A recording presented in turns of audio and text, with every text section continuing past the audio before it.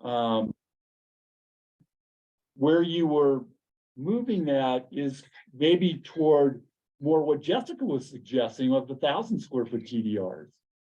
And, I'm not totally, if we as a group think that 1,000 square feet is a better denomination than 500 square feet, I can live with that as math. But it does create maybe a more expensive way to, if we're still in the extinguishing phase of wanting to extinguish. So if it was a 1-to-1, now you can't, I'm totally opposed to fractional TDRs. I think that really, really is going to wreak havoc with the market. It makes no sense. So if you're 1,000 square feet and we still believe in the extinguishment provision, now you've really raised the price to somebody to actually extinguish the 1,000 square foot TDR rather than the 1.5-to-1. Does that make sense? So I don't know if there's perfect answers I mean, they're good questions that you're raising. But I don't know that's necessarily a deal breaker for me to worry about how that rural and remote property owner may evaluate that purchasing. They can still sell all 4 if there's enough demand. And if they choose to only sell 1, well, that's on them. And corresponding, sorry to jump in before you, Jessica, but I just wanted to comment to what Cindy said. I hadn't really thought of that, Cindy, and I think there's a good chance that that's a possibility that'll happen. But the other thing we see TDR, people with TDRs do is hedge, right? Like they're watching them because it is market based, right? Everybody's going, when do I sell? How do I sell? I think there's going to be some people who are like, well, I sure could use some money out of this right now, but it may go up later and I want to save some. And I know a lot of people that do that. They're just waiting for the right time to put them on the market, right? And so same thing, we don't really know based on the market, but I think there's a chance they'll continue to hedge those. And so that might be, they may be comfortable just releasing 1 or 2. I may be wrong. It's hard to say, but I think that's the counter argument to that. Is this where the concept of AVLT and open space enter the picture too? I would encourage us to focus on, No, there's a I couple hear other big but I'm trying to make pieces. the connection. And Cindy can speak to this. I think that it could be part of it. I think, again, it's one element of a very dynamic market that we're trying to play with and understand. And I'm sorry. I want to go to Jessica and Tim because I think I would like to kind of wrap up some comments, and I think there's some key goals that you all need to walk out of today. And so if I could let Jessica and Tim and then kind of walk through what I think would be helpful for you all to walk out of today. I was just going to maybe follow up on something Cindy said and something that I did put in the chat, and it is also maybe a question of City of Aspen right now. They have a TDR program and they have a housing credits program. With the housing credits, because it's based off of FTEs and every single project is different with how many people you need to mitigate, you are allowed to, you get your certificate and say, it says you've mitigated for 10 FTEs. Well, I'm going to sell 2 to someone. I'm going to sell 4.32 to someone else. I'm going to sell, 3 to someone else. And so every time I need to do that, I go into the city and they issue me the certificate that I need to sell to the person, and then I get the remainder back. Why couldn't we do something similar on this TDR piece? So we're not forcing people to always land whatever the denomination is, 1,000, 500, whatever it is. Because if we introduce floor area ratios, the numbers are very rarely going to be nice round 5750, 3250. It's going to be 3,413.6, right? It's going to be some crazy number. That's just how floor area ratios work, which is fine. But then why can't we just allow the TDRs to track with that? And so whatever the denomination is that we land on, we allow that kind of conversion so that someone maybe buys their full TDR. They say, I actually only want to land 200 square feet. I now own a TDR that's worth 300 square feet that I can sell to someone else. Is that like a kind of a structural concern or an issue with the group? I have to jump in there right away because Jessica, I feel like that ultimately sells fewer TDRs. That ultimately preserves less land because you've got this submarket then. And I just personally, I think it might work with city denominations with, the historic and things that are going on. But when you're really trying to preserve land or cut down square footage, my concern is leaving it to that, which is, somewhat complicated, but I get it. I think you would preserve or you would reduce less square footage. Okay. Yeah, I mean, that's why I just kind of curious of would that work here? And if not, totally fine. And the other piece of that, I agree with Cindy. The other piece of that is that, so you end up with, some odd amount of square footage, which of course you're totally right when you run the floor area numbers. But what ends up happening is, whether it is a 500 square foot TDR or a 1,000 square foot TDR, you'd be more inclined at 500 square foot level to buy what you need, and maybe you end up extinguishing 150 square feet. You had to buy 500 square feet, but your FAR capped out at where you really only needed to buy 300 square feet. So then in essence, we're sterilizing that additional 200 square feet because it just goes away. I paid for it. I bought it. I took it out of circulation, but I couldn't use it all on my house. I think that's better because what's happening now, which has been commented on by lots of different people, including Max and Doug, with 2,500 square feet, they're trying to maximize every single square foot that they can. In this case, you're going to try to maximize the square footage, but you don't have to buy 2,500 square feet. So to me, that makes more sense on the 500 square foot TDRs again. That it's a more palatable purchase for a lot of these people, and they'll end up burning a couple hundred square feet because the math won't work for them, which totally benefits us. So I want to go to Tim, and then I want to introduce maybe some structure into how we walk out of here with some outcomes. So Tim, go ahead. I just want to acknowledge that Cindy's point is very well taken, but a marketing principle is that if you increase the number of units, you make the units individually cheaper, and therefore you increase the demand. And I think that's, in favor of the 500 square feet. And Randy, I hear you as well. Great point. Okay, so what I would offer to all of you for today is that there's some key goals that I think from the meeting, however many hours ago, days, I guess 36 hours ago, that, the committee is asked to come back for the meeting. And I think some of those things are, what is the intent?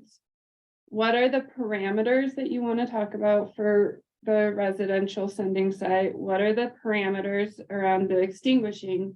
And then what are the recommendations you all can make of implementation, right? I think there was a lot of concern about how do we make sure this is something the board considers.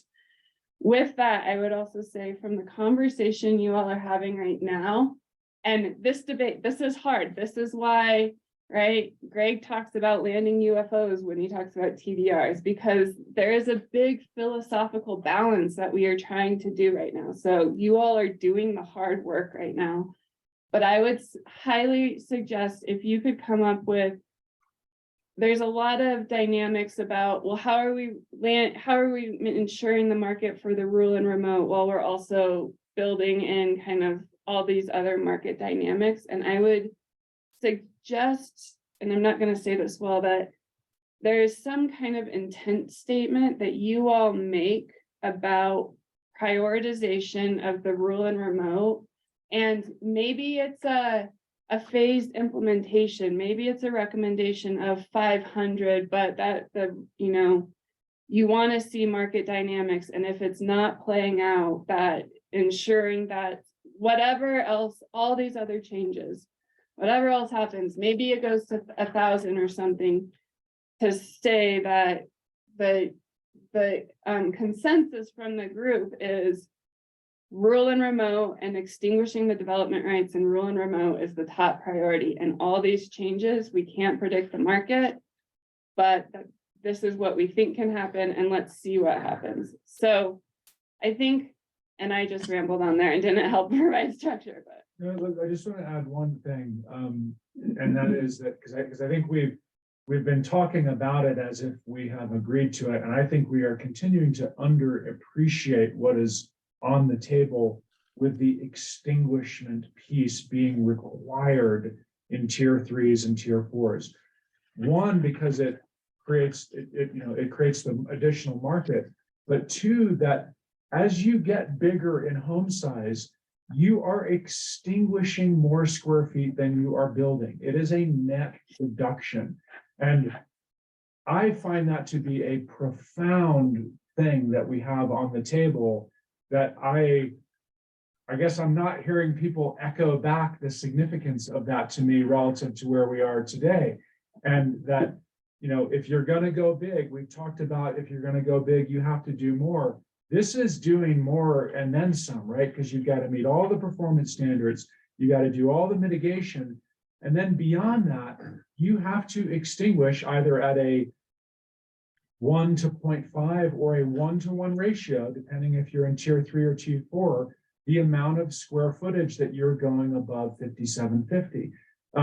So like, does everybody get that, what we are considering in tier 3s and tier 4 with this extinguishment idea, that we are talking about a net reduction, assuming it's the TDR path and not the allocation path? But is everyone seeing and hearing that?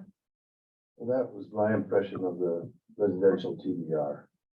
Yeah, well, that's the, yeah, that, Right. that, You would, but you would take wouldn't be an extinguish, but you would give up your development right to go from 3,500 to 5,750 to get the cash. It's Right. actually more bang for your buck, right? Right. exactly. Yeah, yes. it's 2 for 1. We're stripping development Yeah. potential for the resident, Yeah. And you- and we're It's gone. extinguishing on the it's- landing it's side. a Yeah, straight it's- shot. It's a straight shot.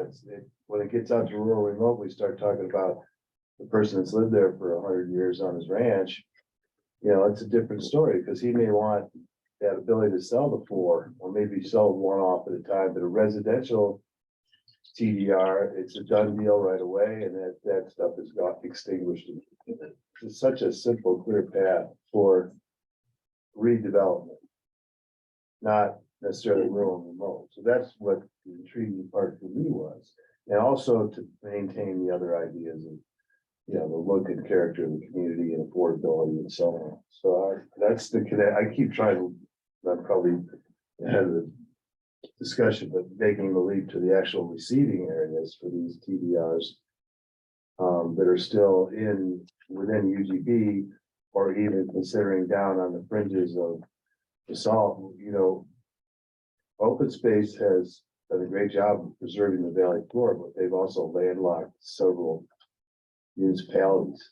Salt's landlocked, and our potential for growth is only able to go into a land trust situation or some other means and methods to do anything affordable. So it's a little slippery slope, but I think, I agree. That was my intuition. Now it's being reinforced through these conversations.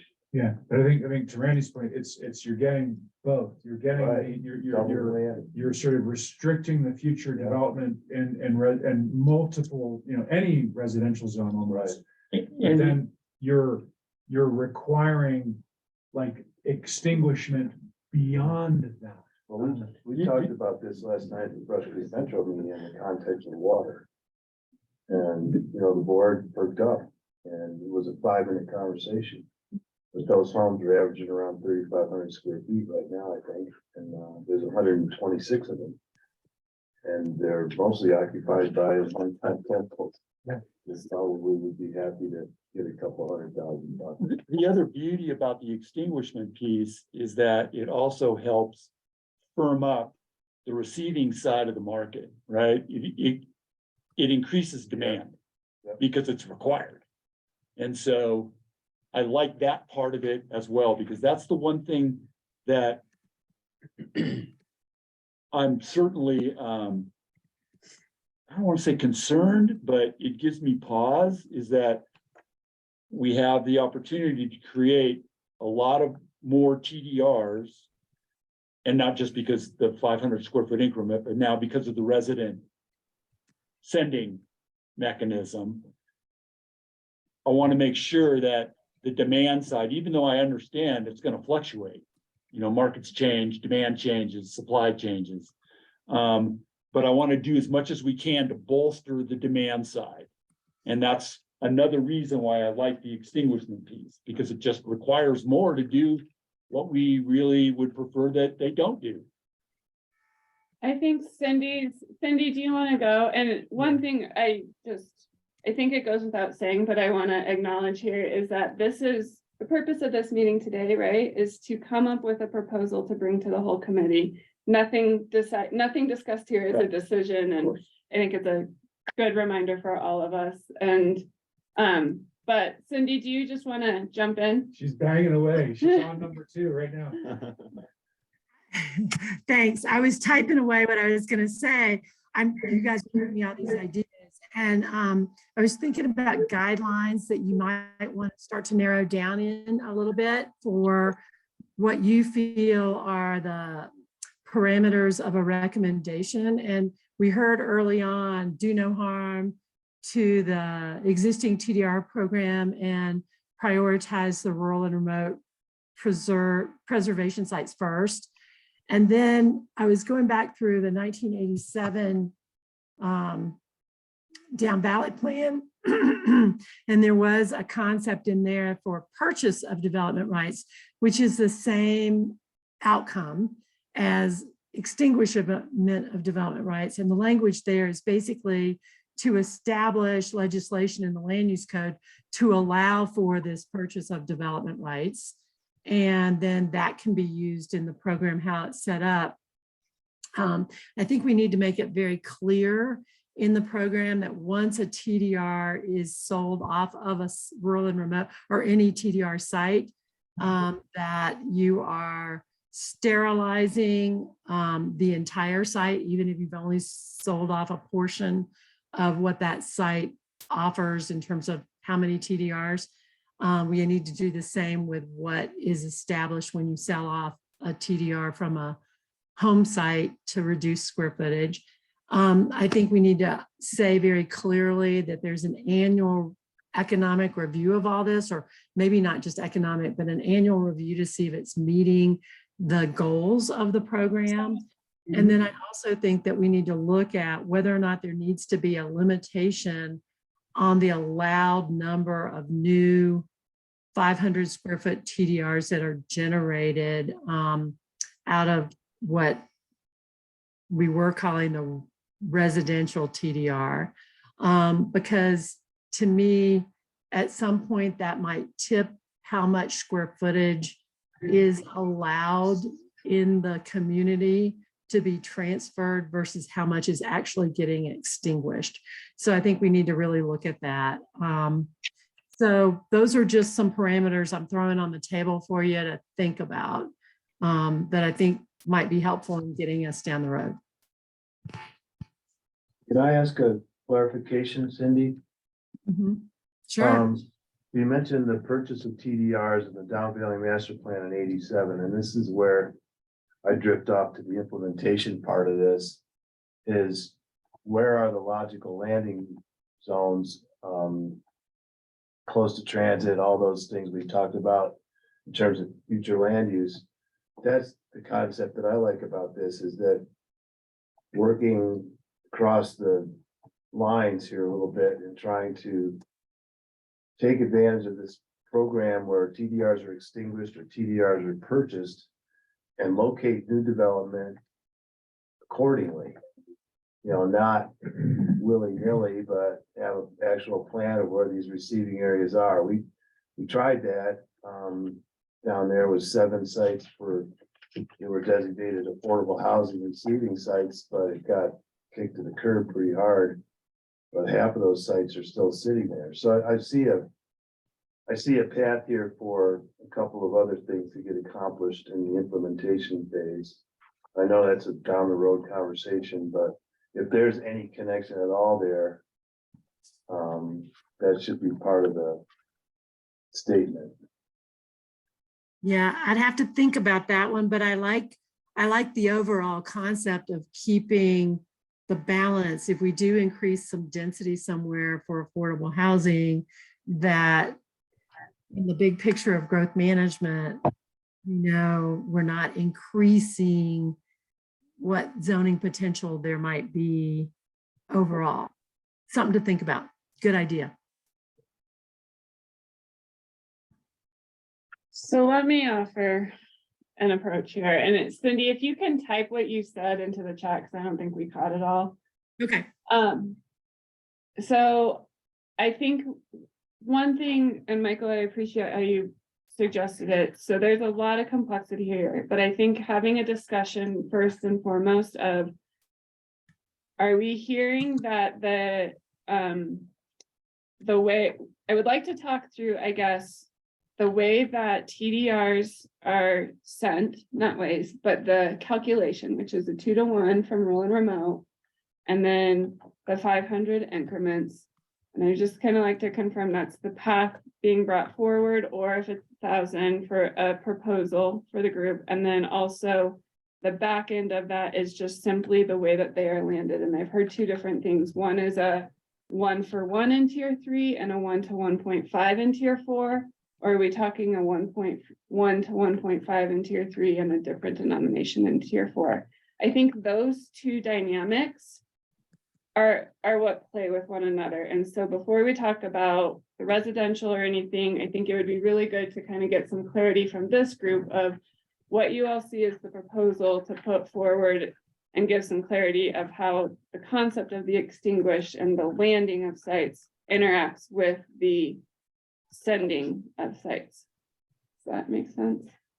Yeah, and I would say I'm hearing one more idea sort of within what you're proposing, and that is, as Brian put it, how do you put the finger on the scale so that to create that further incentive for TDR to be the sending site. So we've created a higher ratio in the value of the send, 1 to 2, correct? Or 2 to 1, sorry.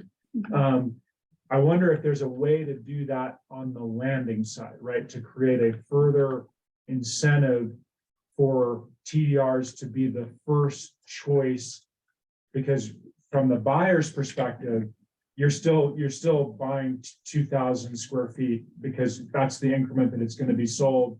As we've discussed, buying 500 only would do too much harm to the TDR site because it would sterilize it without realizing the full sale of the 2,000 square feet. But like, how do we make it a priority? So we like to give them a higher extinguishment ratio, right? Like if you're required to extinguish 500 square feet because you're in tier 3, so you're at that 1 to 1.5 ratio. If you are buying a rural and remote TDR, you get more like that becomes something more value to create the incentive on the buyer's side, because you got the incentive on the seller side, but what's the rural and remote TDR incentive on the buyer side? My sense is that adds another a level of confusion into the market. What I liked about what Brian said initially, we're just creating another way to send TDRs, right? That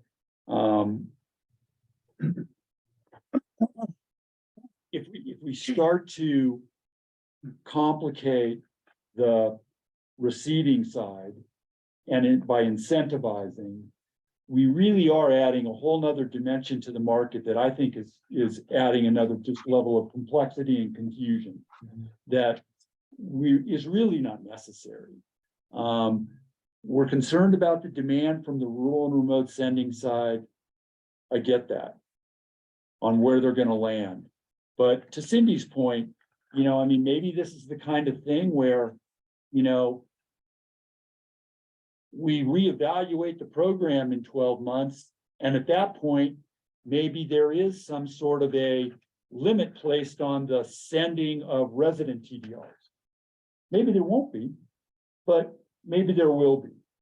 And that's probably a better way to handle that than adding another level of confusion into the market. The 2-to-1 priority. Just analyze the market and see what happens. Yeah, and of course, that's always gonna be reactionary, which may or may not really get us to where we want, right? I mean, you study what happened in the last year, it takes you a year to implement it because of just the process and bureaucratic way that you need to do things to get something changed.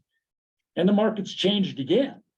So, but I think we'll have to just deal with that as it comes.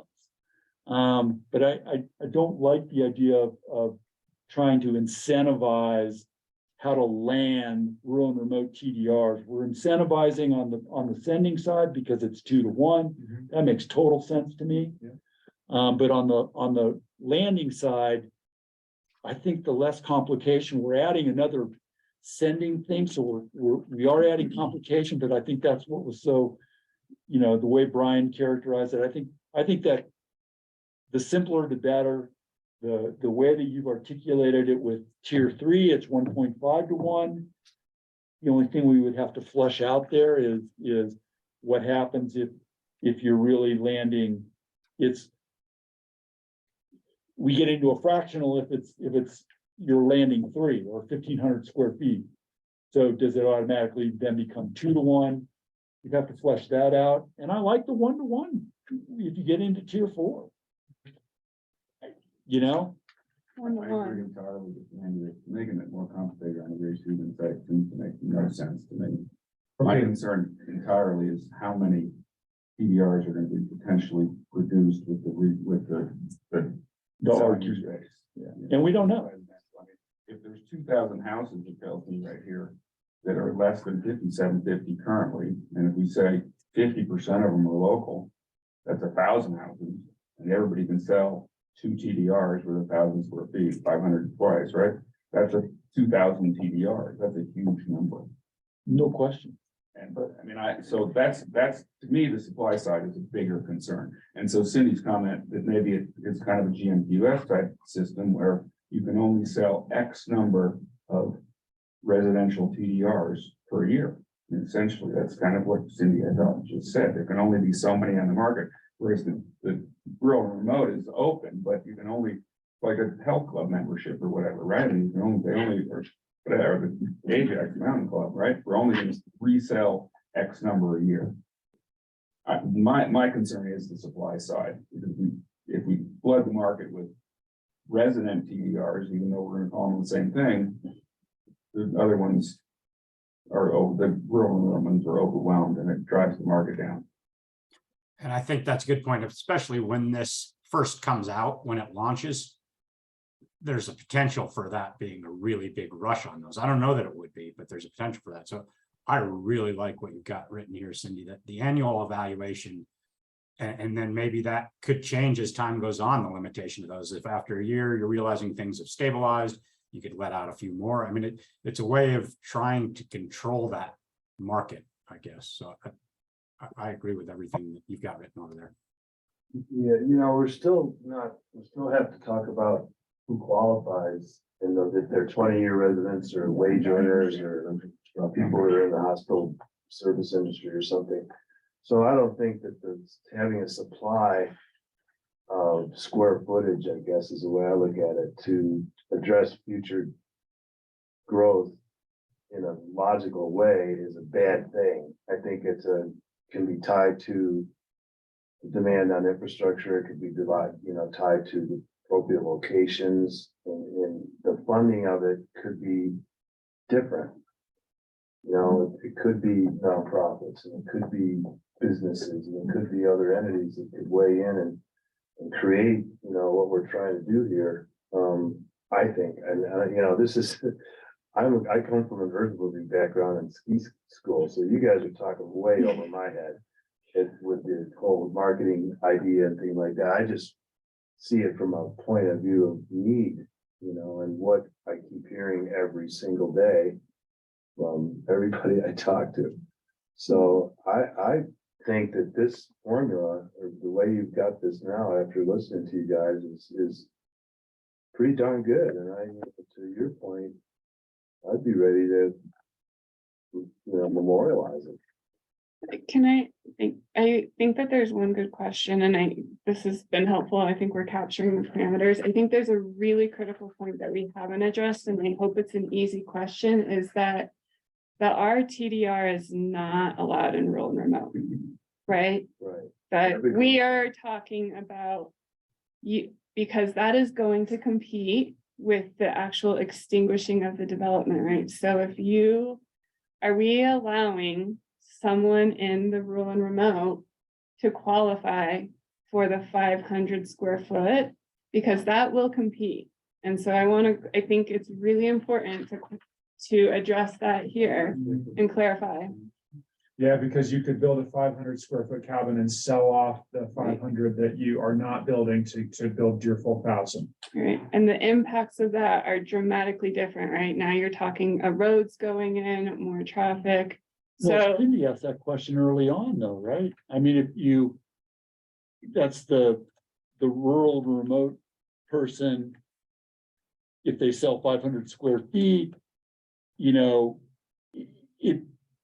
I think once you go down that road to create TDRs for a rural remote parcel, I mean, that's it. It becomes carcass land, and you've got 4 TDRs and you can do whatever you want with them. I get that. I'm saying fundamentally, in the rural and remote zone is a residential sending TDR even option. I guess. I don't think so. I think it's gotta be a subdivision, a residential, there's a big difference between residential and rural and remote, the way we defined it in land use, I think.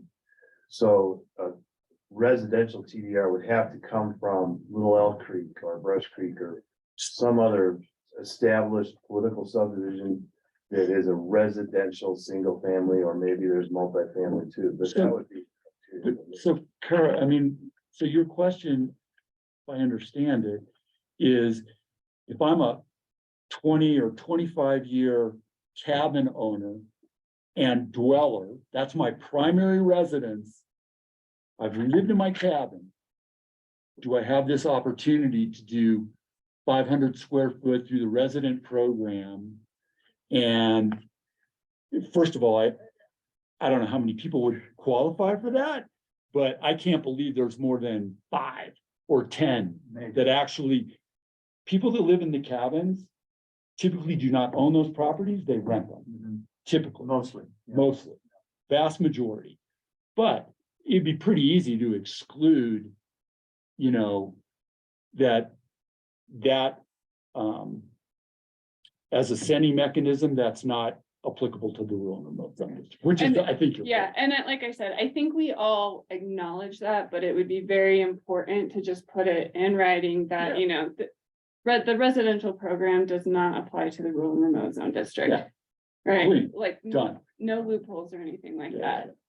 So, and then moving on to the parameters is obviously it applies to only existing units, not I bought land, right? I bought 20 acres land, even if you're not in rural and remote, it's only 10 existing unit that you are doing, not I'm 20 years and I have vacant land and I'm gonna extinguish those rights. Right. I'm struggling with the fact that if you own a lot, it's a lot in Brush Creek Village that you've never built on, right? And so now you're saying, I've owned it my whole life, or whatever, 20+ years, I'm a part member of the community. You're saying I can't sell off 500 or 1,000 square feet and only build a 4750 because it's not an existing house? I think that you still have the right. I think you should be able to do that. I don't know if that's what you said. So this is where, and maybe Cindy or Ellen or even Jessica could jump in.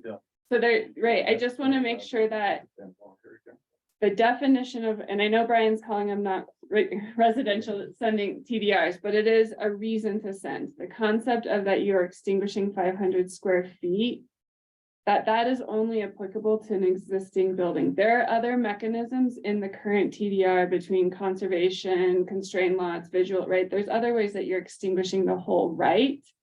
And that we're not, this is the difficulty, is that you're not mixing terms of what is kind of 500 square feet from an already existing unit versus the vacant land that you are truly sterilizing that actual development, right?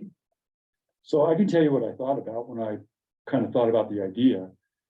I wasn't thinking about vacant land at all. I mean, I literally was thinking about, you had to be a resident It didn't have a living good in lot. your, It didn't. living in the house. Because that's the person that we're talking about. If I'm a resident and I just happen to own this other lot in Brush Creek that I've had for 25 years, well, it's about the house I live in. That's really the person or the people that I was trying to reward in this creating. And so if I got a vacant lot, well, you know, okay, sell your vacant lot. And it's gonna get developed, however, it's gonna get developed within all the parameters of the land use code. So I never really thought about that. It really was about what you pointed out. I mean, I had to live in my house for 20 years or 25 years and contribute to the community, and that's why I'm getting rewarded. If you have that vacant lot, you don't necessarily need to sell them. Exactly. Okay, I understand that. Should we go to our staff for feedback, Ellen?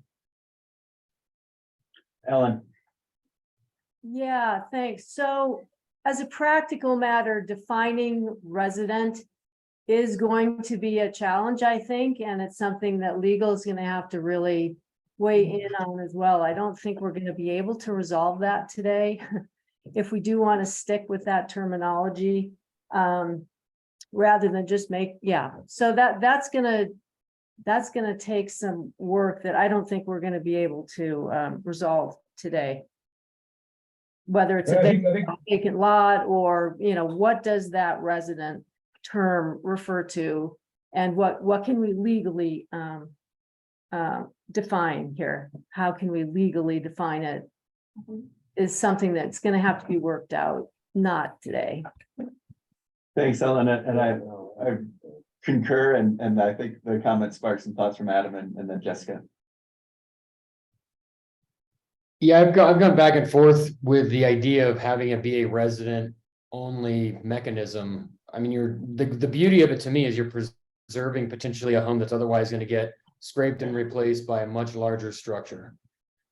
To then reward an existing resident, however long they've lived here, a contributing member of the community, I think that's also nice, but to me, that's almost more of a mechanism to limit the number of these resident generated TDRs or existing structure generated TDRs. So I think I agree with Ellen. I don't think we'll solve it today, but I don't know if we need to define it as a resident reward, but more of a one of maybe multiple mechanisms to contain the number of these TDRs that are created. And if there's an opportunity to benefit a resident based on how long they've lived here, how they contribute, that gets a little hairy to me. But I really think more the essence of the program or this piece of the program is preservation of existing structure. I do like the idea of some of that capital going into improvements to that existing structure, but giving someone an opportunity to preserve something that otherwise economically would make more sense just to sell to the market, ultimately to get scraped, replaced with a brand new, much larger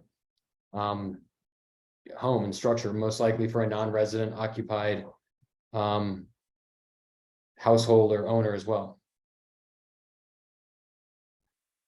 So I guess my Thanks, point Adam. is, I think we could put some big, broad goals with like creating mechanisms to limit or creating mechanisms to reward, but I don't think we'll flesh that out today or maybe in the committee leaving the larger committee, but I really feel the essence is of that piece of it is the preservation of the structure and not losing it to much larger and more development. Thanks, Adam, and I think we're starting to capture the intent of some of these key components that can be brought forward to the group as a supplement to this attachment to really distill down what is actually being brought forward, and we can run through them at the end, but Jessica, I know you've been patient. Thank you. I was maybe going to echo a little bit of what Adam just said. I think that, you know, big picture, it's really important that our committee come out with very clear recommendations. This is an area where I think if we didn't, it would maybe be okay. And we said to the county commissioners, we think that this idea of a resident TDR, which we're not going to call our TDR, but one that rewards longtime local residents, is really important and really valuable for these reasons. And we need you to put the definition around what that means. I think that would be okay. For me, I would want to maybe consider in that definition, it's not just that person, it's maybe a family, right? And so if a property has passed down through generations, kind of rewarding that multi-generational experience and Absolutely. so I think that it is a complex question and would be okay for us to provide just here's the parameters, and BOCC, maybe you figure out the nuance and the legality there. And Jessica, I think you've just summarized really the draft policy statement, first two sentences that the team put together in that attachment, and bringing that forward as a summary with all of the intent and some of the specific bullets that we brought, I think would make it understandable and palatable to the rest of the group to bring it forward in that way that Jessica just described. And there was so much conversation about market. You're talking about the policy statement? Yeah. Yeah. I would only add, I think Adam has a second tier that is not captured in there. It is twofold. What I'm hearing is twofold, right? It is about rewarding the long-term resident family and also preserving the stock and providing a mechanism for retrofitting stock without kind of the actual scrape and replace. So I think those are the twofold intents that is not quite captured in there right now. Right. And I think to pull it up to the high level, you know, the principles that Cindy's putting in, you know, have really become the basis for sort of a new row in that table for the group to consider, and reflecting back, you know, where in my committee have what we've heard from them.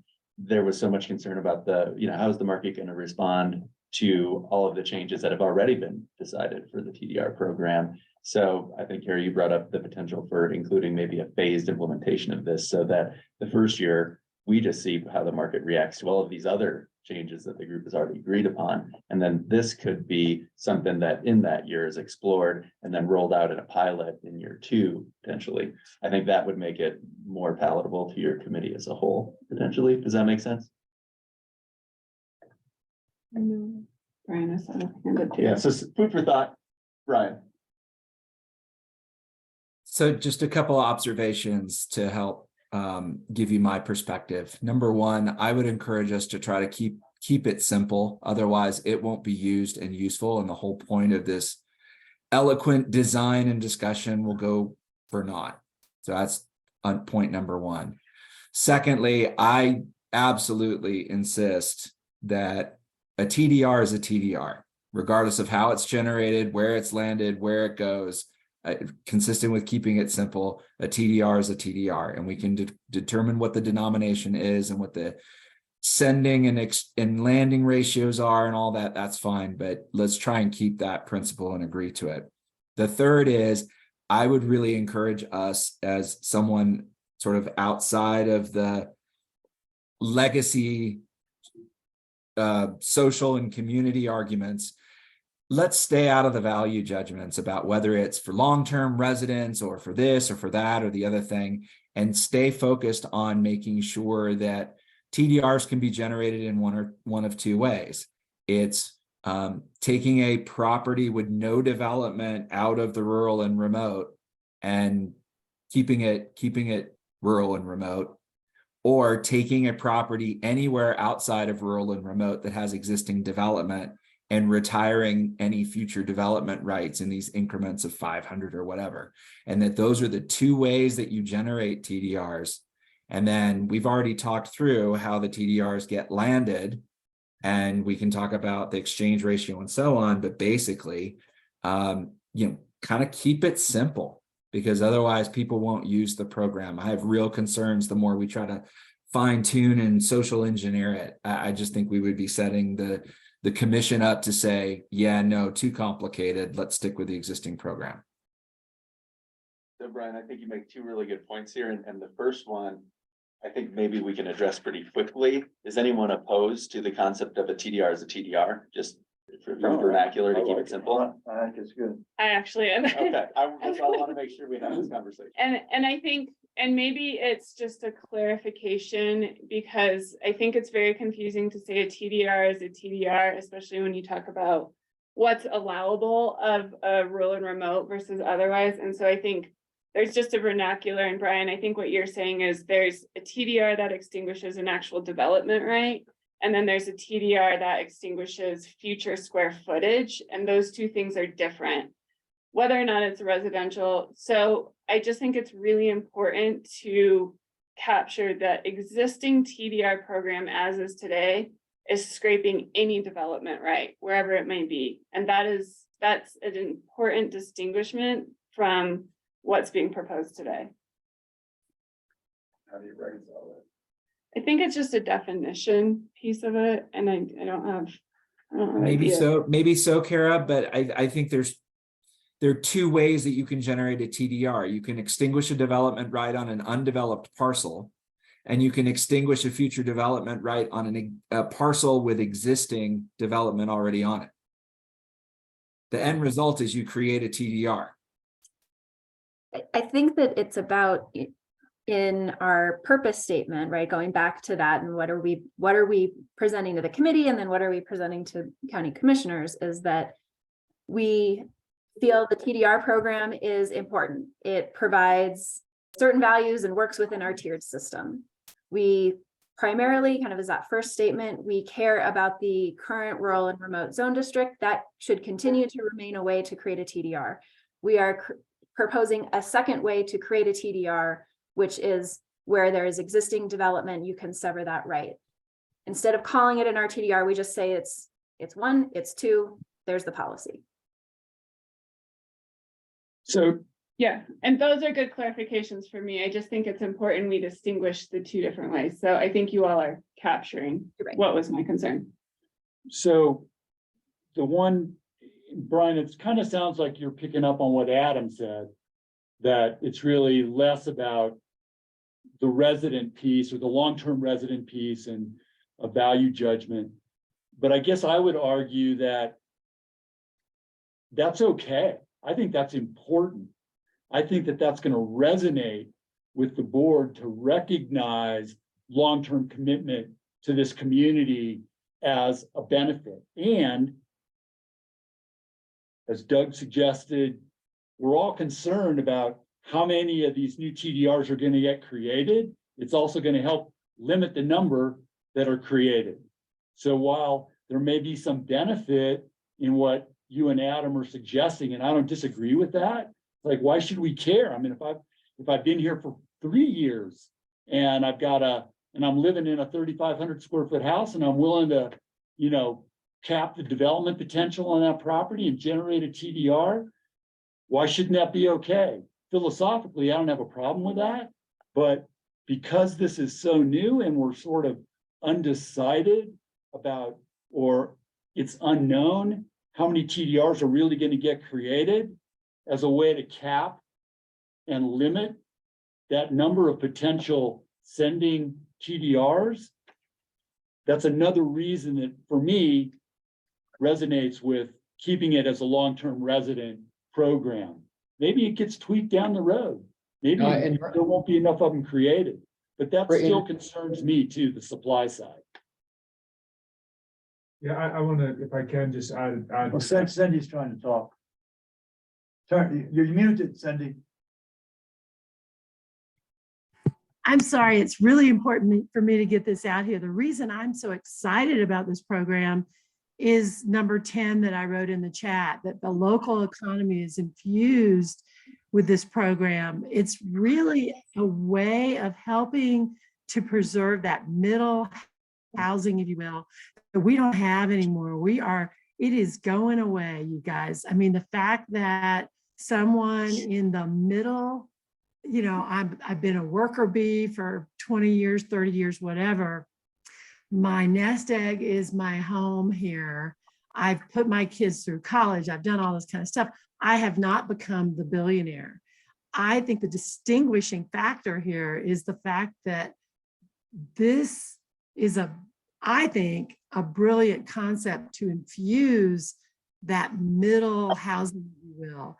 And therefore, I'm opposed to, I think, and I'm sorry, I had to take a little break, but I think what Adam and Brian were saying about opening it up to anybody. I mean, the end game is, yes, we want to reduce square footage. So who cares about the means? I think in this case, the means really matter. I think in this case, if we're going to open up this program, because we are adding more square footage to the game here to be transferred, I think it needs to be limited to whatever definition we can come up with. Or personally, I think we lose a lot with the multiple reasons this program is so important.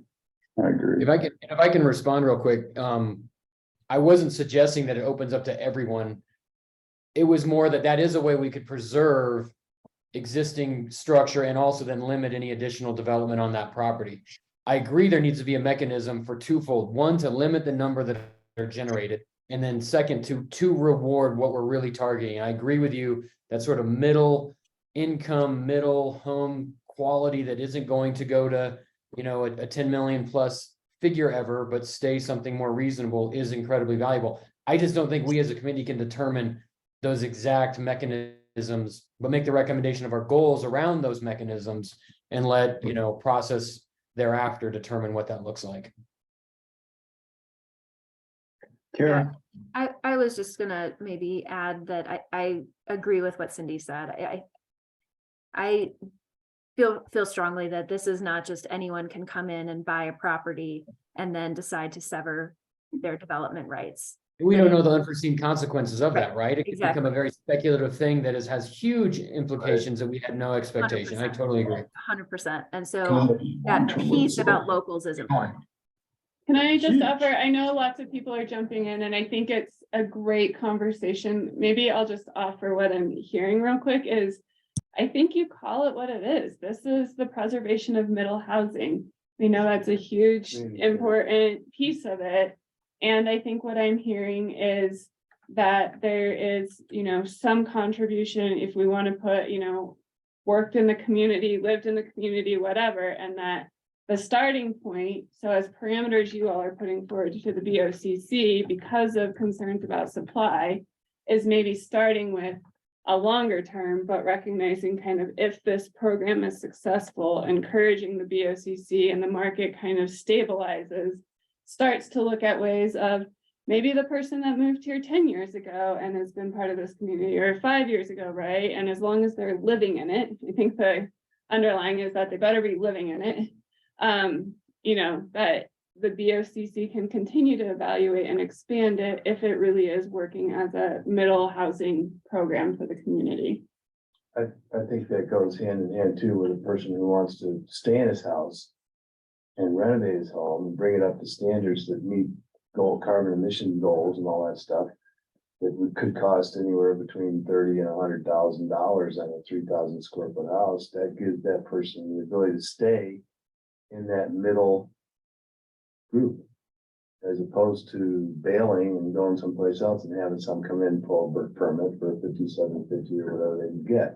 So I that is another reason I was hot on this, is exactly what Cindy said, is our local economy is supported by this. And every time though, as a elected official, we get into defining essential workforce or emergent responders or any of those other kinds of things, it gets really slippery. So if we can just say something straightforward about resident, and then like you said, have a system where there's a metric that, okay, what's the community benefit of keeping a tenured person here if he's a physician at the hospital and he's here with his family in schools and he's doing other things? Is that it? And then the guy that's been here 25 years, that might be another way to look at it. And depending on demand, you just divide the pie up. And try, you know, if the 25-year residents don't wanna do it, then you've got a market for them, then you could accomplish some goals, sell it to the 10, you get the 10-year guy in here. And Bill, I know you've been really patient. Well, Randy suggests this on his second page. He said, these funds that would come from these new TDRs could be part of an energy improvement of that house and retrofitting. Maybe that ought to be a requirement in this, and I'm not sure how quite we do it. But the largest challenge we have is the conversion of the existing housing stock away from fossil fuels into cleaner energy. And this should be one requirement of getting this TDR where that wasn't available to me before, is that I have to spend 10% on energy efficiencies in my house. And that's part of the program. That's what you're touching on, I think. Yeah, well, I think that gives people the opportunity to do like other options they might have, but assist their children or make the house more affordable for someone to purchase in their family, or make an outsider able to come here and buy a house and contribute to the middle economy, all those things. Well, that's a contribution to the community as a whole, though. You see what I'm talking about, to benefit the whole community. Yeah, Bill, I think that's what we've talked about, is requiring a percentage of the sale of that redevelopment TDR goes to energy retrofitting that house. And also a percentage could go to energy retrofits for existing deed restricted housing, you know, to bring in equity components and then bring those houses up to the new tiered performance standards. Michael, I know you've been also trying to jump in. Yeah, well, just all the way back to what Ellen said before about this sort of resident definition. Ellen, I know that when the city went through this, they created like a Mike Maple rule almost for you know, his house and the potential for his, you know, the value to be you know, his inability to realize the value of a home that's been in his family forever. You might look into how they did that, because it had something related to tenure or something. So they managed to find their way to accomplishing something like this. The other point I was going to make is one that what was made, and that is that this speculative market that we could inadvertently create of people going out and hunting for extinguishable square footage, buying something that's sitting on 2,000 square feet, buy it just to sell that 2,000 square feet. And then create a short-term rental out of it. Yeah, so that, I think, you know,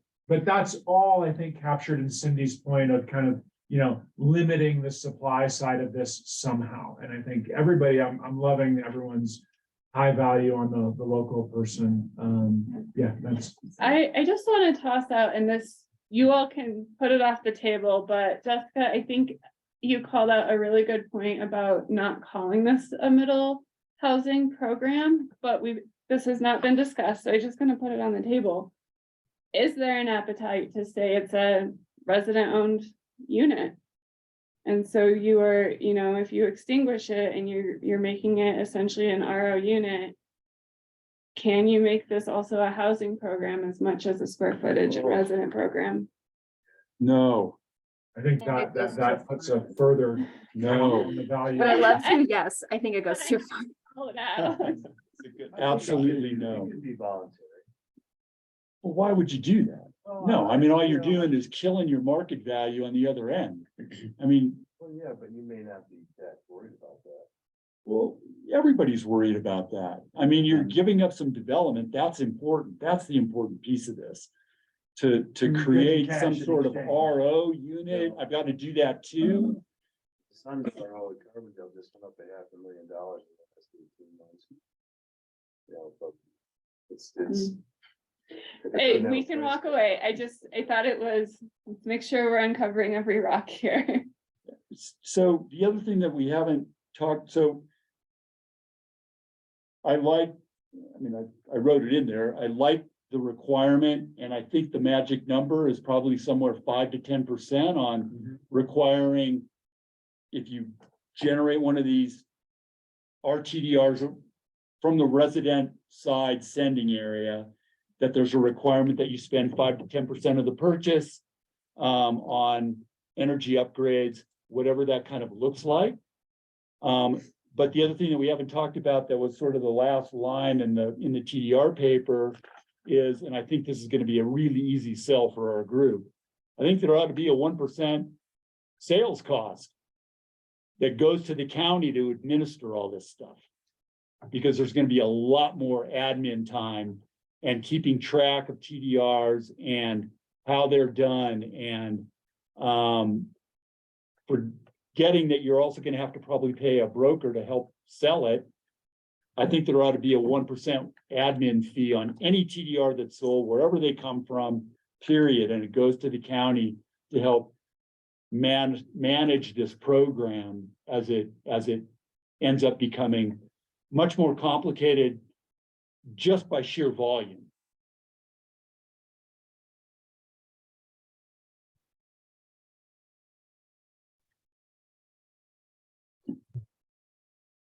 Many are RETTs applying to the sale of CDRs now. Counties, Real estate transfer. yeah. It statutorily, we can't do it. City was grandfathered in before the state preempted it. This is just a 1% County could admin. do it, you county can't. Yeah. So I missed that, and you saying 1% is the maximum we could do? Is that what I'm hearing? Oh, I'm just throwing that out as something that's reasonable. I mean, I mean, right now, of course, there's nothing that goes to the county or anywhere other than the broker that you need to pay to sell a TDR. I'm just suggesting that we also, and this got talked about kind of early on, that there's a 1% admin fee on any TDR that gets sold to help subsidize the cost of the program, basically pay for administering the program. I think you know where I'm going with this, which I've said from the very start, and I think maybe it's never caught traction because maybe there's a legality to it, but I'm all for the 1% for actual expenses, but is there any way that we can profit on it to use for other programs? I've never quite gotten that answer. I mean, I'm not talking about 1%, I'm still great 1% for that, but what about 10 or 20% to put in a fund for affordable housing or something else? Is that illegal? Is that not something the county can implement? Does it just have to be fee-based that gets used? Yeah. So a fee has to be, so by state statute, fees can only be used to cover the cost of the program. So when you're calling it a fee, like our short-term rental, for example, right? The fee can only be to equate the cost of operating the program. If you're trying to capture more than the cost of operating the program, that's where we get into impact fees, like the rent, like the affordable housing. That requires a whole study to show the nexus of those two pieces. So it creates a lot more complication. And I think, Max, what you're getting at, which is somewhat in some of the other recommendations, is looking at ways of, are there other impact studies that we can collect to help with carbon, embodied carbon and stuff, but would suggest it's not really within the TDR administration fee that we really can bring in that income for other uses. Now, I sales. guess what I'd tax, say is it doesn't sound like it's impossible. It would be a difficult process. Is that what you're saying, to get more than just administrative fee? Yeah. I personally think it's worth it. It's the one guaranteed income stream that, if it's a possibility, should really be utilized. Sorry, let me say it more. You can get more funding, but it's not through an administration fee of the TDRs. Right. It would be looking at some kind of impact fee that could be studied and collected, but it's not coming through the administration of a TDR. But, okay, so let me clarify that. Not only just the administration, there's no other way to get money out of the TDR program itself besides the administrative fee. Without being a lawyer and pretending to be one, yes. You are correct. And I think that's probably a potential recommendation, is to study the potential for an impact fee to apply to affordable housing or retrofits for deed restricted energy updates, things like that. And I don't want to take this too far off track, but I think this is huge to make sure there's this is a huge potential for revenue stream. So I actually think it's worth a little money to look into to make sure it's not. I don't know if everybody else agrees with me, and maybe it'll be quickly null and void as soon as a lawyer looks at it, but I think what I'm hearing you say is, I would change a little bit what Miles said, is We know that we know we can do an administration fee. That's really obvious. I think what I'm hearing from you, Max, and kind of some energy on the committee is the county should look at, is there any other way to capture revenue from the TDR program to meet the goals of the recommendations? Yes. And whether it be tax incentive or other, I think we don't know. Yeah. And I would suggest that becomes part of your recommendation. Is everybody in agreement with that, or do we think it's not worth the effort? No, definitely. I mean, like, look, the county's teeing up a tax question for affordable housing. People might say no to it, right? And then you got a problem. Exactly. So. Yeah, I think we gotta explore every option and absolutely, Max. It's an existing cash cow if there's a legal way to be a part of it. So, okay, I'll stop there. 'Cause I know To that- me, it's more on the landing side for tier 3, tier 4, part of the mitigation fees. If you're gonna land a TDR, at a tier 3, you gotta pay X dollars. Instead of tied to the TDR, tie it to the tier 3, tier 4. When you're building a big house, you have to pay the rent. I And I get know that, Joe Doug, has and his hand up, sorry. Oh, I know Joe has his hand. I get that, and I know that's possible, but that's like adding another step. And we don't know how much we could get for that and how we could implement. This is, we know huge chunks of money that people are throwing out there at this that are, it's already an established expense for people, right? So anyway, I've said enough. I think you guys know where I stand on it. Sorry. Oh, I wrote it down. I'm just not sure you can see it in the chat, Max. It's number Cindy, 20. we've got it written down to you on a document. Joe? Yeah, I'm just, I'm not looking to add a lot more fees to this program because I don't want to discourage the use of the program. So, to me, giving up a chunk of your TDR income is just threatening the likelihood that you're going to create that TDR to begin with, in my view. And my counter to that, and I don't know that I'm right, is that I think the market would adjust to whatever that percentage is. I don't know that I'm right.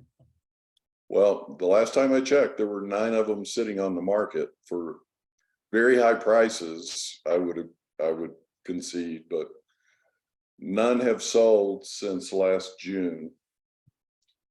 And my guess is a small portion of that is what we're all doing here. I think everybody, from what I've heard, scuttlebutt around town is people are kind of hedging their bets until they see how this all shakes out. That could be. And it goes back to the importance of that annual evaluation and course correcting and looking at a phased implementation on pilot. Michael, I think we've kind of come close to something that we can present next week to the group and. yeah, I agree. And I just want to see if Kara's feeling that. Cindy, thank you so much for documenting. And I know others have too here, but I feel like you've helped us realize we're making progress in real time as you captured this. I just need a clarification, and I don't know if it's my misunderstanding, because I heard different numbers. Are you saying, I heard tier 3 is 1 to 1.5 landing, but then you said tier 4 is a 1 to 1. So I don't know if that was a misstatement, or is tier 4 landing a 2 to 1? That's really what.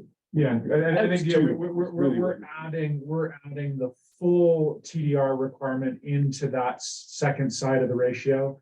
So that you capture the square footage that will be built and the square footage that will be Yeah. extinguished now, Okay. both live in that ratio number. So it's how you're building your ratio. Yeah, That's the misunderstanding. Okay, that helps. So Kara summarized for tier 3, what would it be and what would it be for tier 4? I'm gonna simplify with math. If you want to build 1,000 square feet in tier 3, then you've got to also add another 0.5 in extinguishing.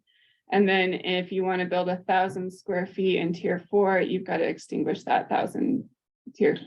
Yeah, the only problem is, what if I want to build 1,500 square feet in tier 3? We'll let that happen after the I think you set up the ratio. and then we can figure Well, out. but then you're creating a fractional TDR, or the requirement needs to change. In tier 4, there's no issue, because it's just 2 to 1. Like 1,500 square feet, I gotta extinguish an extra 1,500 square feet. That's the only place where there's a rub. But it might also, again, you're playing with the market, so I would suggest you stick with, you're talking about a 1 to 0.5 ratio and see what happens. See, are people, does it incentivize people? Maybe they're not gonna build to 7750, or see what happens, you know? Okay. It could be that you have to extinguish to the higher number, like you round up. Well, yeah, but that incentivizes another, that fractional point of build, then you would build to it, right? Yeah, good point. And Ellen, I know you need to run and you have your hand up, so I wanna toss it to you before you have to jump off. Thanks. Yeah, I just wanted to say that I think it's important to really flesh out the overall priorities and objectives, but I really want to reiterate what Brian has said. We're introducing tiers, we're introducing overlay zones, and a lot of new elements as a result of this committee's work. And I think we've got to keep it as simple as we possibly can, or people are not going to use the TDR program. It will be too difficult to understand on the public side and utilize, and really difficult to implement and administer on the county side. So just please keep that in mind. I really want to concur with Brian's statement to keep it as simple as possible. So that's it. I do need to run to another meeting. Apologies. Thanks, Ellen. Thanks, Ellen. So we can, I think we capture, we've captured, but we sort of consolidate and share what we've come up with and make sure that people here are comfortable with. Maybe we should tick through some of the, I don't know, the 4 or 5 or whatever, 6 things. I don't know how many there are. Just kind of make sure that we're all on the same page about what it is that we're really gonna put to the group, right? Yeah, well, and Cindy's been doing a great job of taking off, and I think we are up around 20. But what we've got here, I think, to accompany the write-up and some revisions to that is really focusing on the intent, and first and foremost, doing no harm to that existing program and making sure that TDRs continue to prioritize preservation of the backcountry. Intent, keep it simple. Ellen, I know she's gone, but that's a key one.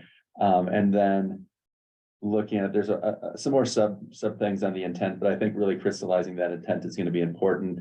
Then removing residential from TDRs. TDRs are TDRs, but they can be created in 2 ways: through new development that preserves rural and remote, or the redevelopment TDRs that retire existing development rights. Both TDRs and the new TDRs extinguish development rights. True. And that was the existing development, right? Extinguishment was the key operative word there. But that's a good point, Randy. Yeah, totally. Both do. And the preservation of the rural and remote mode is by extinguishing new development rights. Correct. So that's the distinction between the 2 types. Brian, does that reflect your concerns on the nomenclatures? Okay. Kara, good? Yep. Okay, that's a key one. Residential TDRs do not apply to the rural and remote.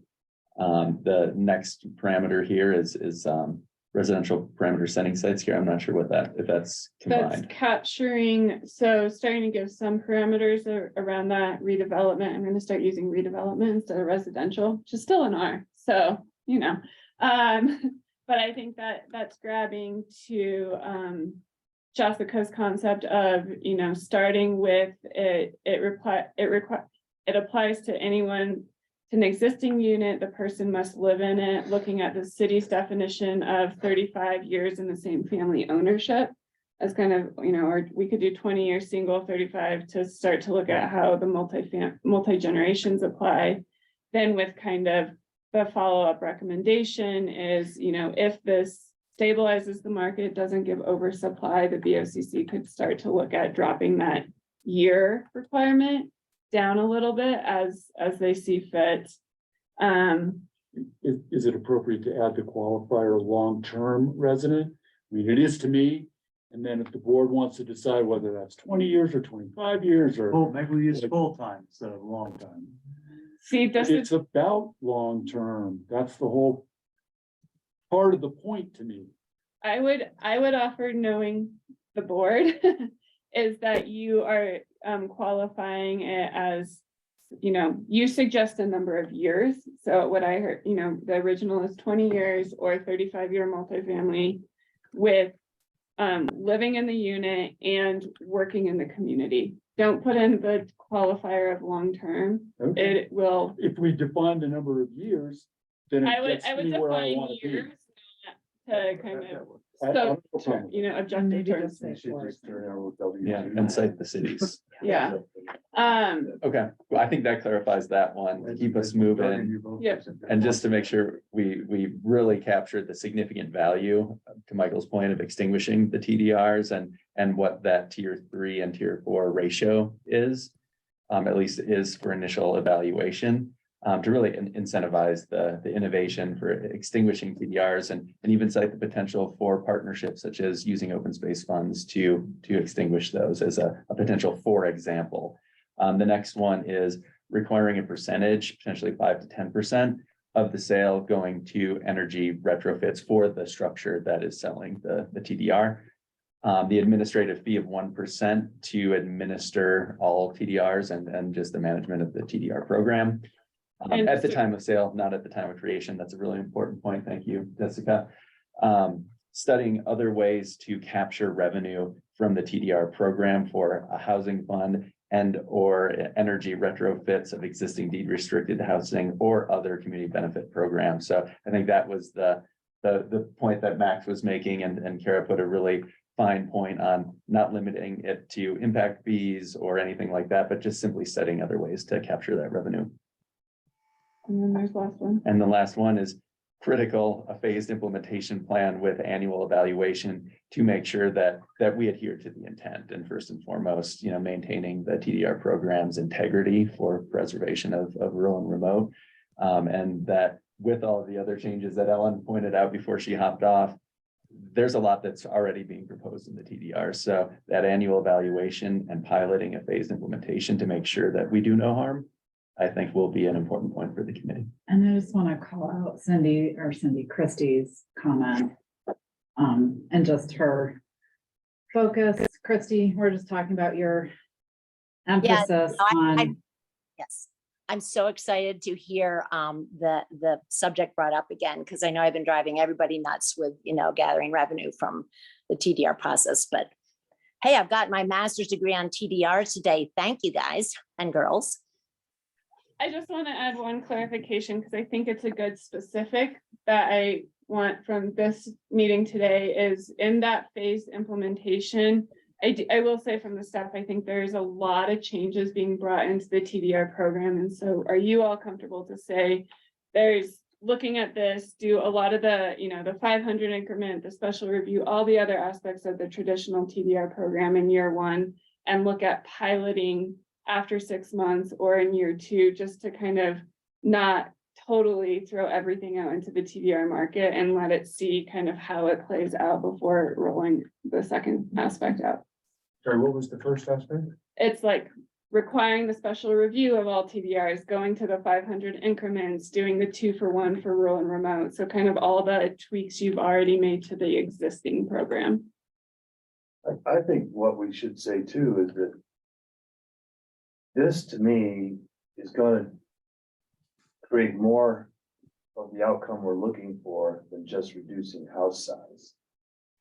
So we started off by talking about reducing house size from 15,000 to 9,000 to 8,000 and all that with the goal of accomplishing this commissioner's objectives. I think what we did today, what we've been doing with this TDR goes further than reducing house size. Oh, it does. And it includes a whole menu of other things. So I was gonna sit in front of those guys. I would say to them, look, you asked us to find more bang for the buck. this seems to be the path that's gonna create more bang for the buck. And oh, by the way, we reduced house size to 92. I mean, I think it's, oh, by the way, the other thing. We cut it in half. Yeah, we cut it. I mean, that's like a home run. Yeah, I think that's true. And I think you bring up a point that I think we've often failed to recognize in our conversation, because we're having like this sort of the proposal specific conversation rather than pulling back and seeing how it all interrelates. The whole motivation for doing this was that the TDR is that it ticks so many of the boxes of the things that we established we wanted to set out to do, right? It drives smaller home size. There's a local housing piece to it. Everything we're doing should be driving towards the bigger goal, and they're not, we've been viewing them in isolation because we've been talking through them in that way, but they actually are all driving to the same thing and informing each other. And that, to me, that increases the opportunity for political capital and a positive vote on a tax for affordable housing, given you have this blanket approach that we seem to evolve to, and then I'm sitting here wearing an elected official's hat, maybe you are too, Bill, but that's the kind of stuff that feels when I'm sitting there having to raise my hand and vote on a resolution or whatever it is. And then it's easy. I can say, well, look, we just satisfied 90% of the population instead of 9%. And it feels good for elected officials to do that. And sometimes it doesn't feel so good. Yeah, I think that it's important that the RT program is part of the whole package. Because I think that helps with the community benefit piece for the commissioners. We're doing all these other things, but this is what someone giving them to the community, to the long-term community. I know it's not RTDR, it's just TDR. It's RDA TDR. I'm kidding. IDIO. Okay. So what I'm hearing then is part of the proposal that we'll write up from this discussion today that goes to the group is that there's a phased implementation and annual evaluation, but really you all see the redevelopment program being part of the full package that's going out. Yeah. And just that the board is aware and that everyone is kind of following and making sure if you're seeing changes to people not interested in the rural and remote, or there's not, that the board has the autonomy to make changes, again, to make sure that that rural and remote market is the priority. Does that sound good to folks? Okay. And so just procedurally, for next steps, so we'll work with the co-chairs to revise the working document that we were using as the basis for this discussion with a high level summary of all the dozen or so things we just ticked off to really bring that forward in a crystallized way for what will be shared with the group for either, yeah, let's move it forward, or no, we don't. Michael, is that a fair Yeah, statement? that sounds good. Does that sound good to everybody? Yeah. Thank you all so much for taking the time to bang on this. Really helpful. Are there any statements from folks online? Final thoughts? All good. I'll be interested to see how all the spaghetti on the wall hangs together. Yeah, devil's in the detail, everybody. So good luck, Kara, Cindy, et al. Have I fun. hope you like the super glue in your spaghetti. I wouldn't eat it. Thank you, everyone, for Wow, have a great for weekend. your time. All right. Good weekend Bye. all. Thank you. What was the All right, thanks all.